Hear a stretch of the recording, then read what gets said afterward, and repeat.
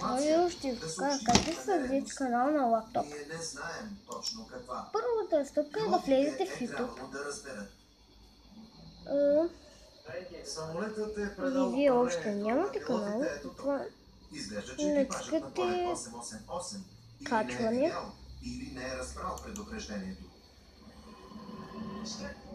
И тук правите си на какво искате, не е задължително просто и ще ви покажа, когато съм си избрал клипа.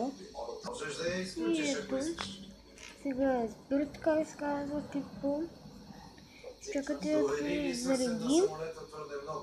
Тук ако искате пишете си описание, това не знам какво е.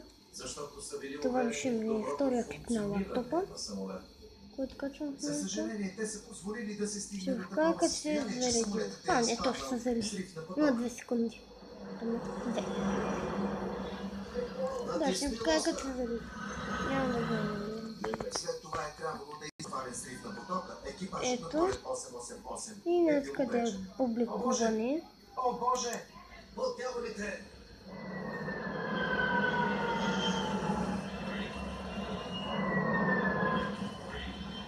Няма какво стане. Неквете, алавия менче. И клипът е готов. И това е естествено. При предишните поколения самолети първо се учихме да управляваме самолета и после да управляваме автоматиката. Това беше от мен. Мерте за мен, харесвате, и гледам се клип. Чао!